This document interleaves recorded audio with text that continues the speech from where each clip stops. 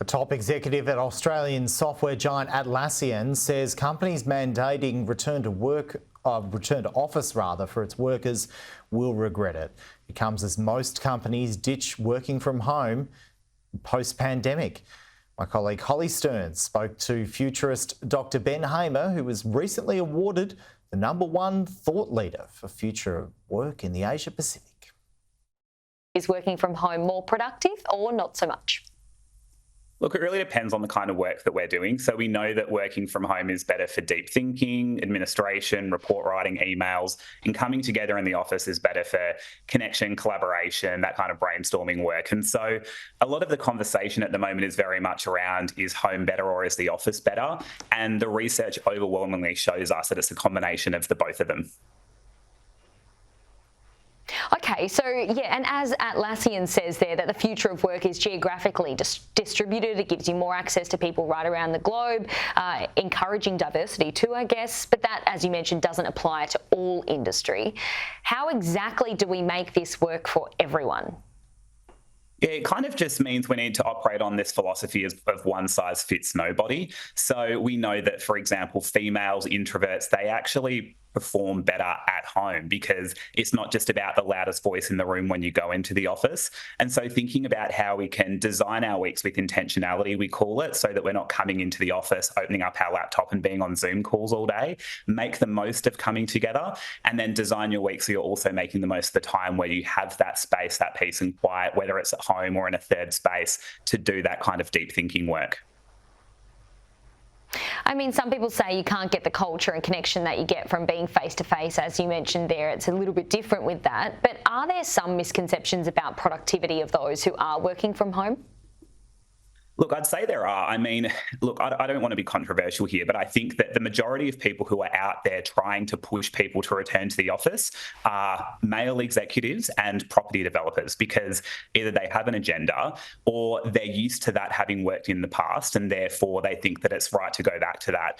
If, for example, we're saying that people aren't performing, that's a performance management issue. That's not a work from home issue. And if we're saying we don't trust people to work from home, then I think there's a much bigger issue that those organisations need to be solving for.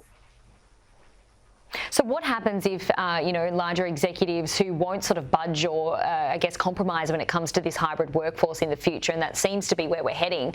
What's the downfall for those businesses and executives if they won't budge or won't compromise? Well, look, unemployment's still relatively low. We saw the data come out and it's still sitting at 3.9%. So comparatively, really, really low levels of unemployment, which means that it is still quite difficult to attract and retain top talent. So if you want really good workers, you have to offer them that flexibility. And again, if you want to have that diverse workforce, and all the research shows us that a diverse workforce leads to better outcomes on engagement, productivity, and essentially the bottom line, if you want that diversity, you need to offer and afford that flexibility, because going back to 9 to 5, 5 days a week in the office was a system and a structure that was designed when there were far more males in the workforce and far less females, and also before all of this technology was available that allows us to still connect and collaborate when we're apart. Let's talk about technology. I just want to get your thoughts on artificial intelligence. I mean, it's dominating our headlines. It's, infiltrating every single sector at the moment. It's part of our future, whether you love it or not. Where do you see the future of AI going, and exactly how will that impact the workforce and, in turn, our economy? Yeah, so AI, and particularly generative AI, has kind of really taken over 2023 and will do the same thing in 2024. It is going to be massive. It's making waves. A report came out from the Australian government this week that said if we get it right, we can be adding $600 billion per year to the Australian economy, which is huge. So there's a real imperative for embracing it to make sure we do it properly. But doing it properly means that we have to provide support and training for managers for how do you better leverage AI and how do you better help and enable hybrid working. And then also, how do we make sure that we're protecting the individuals who might be disproportionately impacted? So, for example, if someone's role is prone to having the majority of it taken over by artificial intelligence, how do we help them upskill and reskill so that they can still have meaningful employment into the future?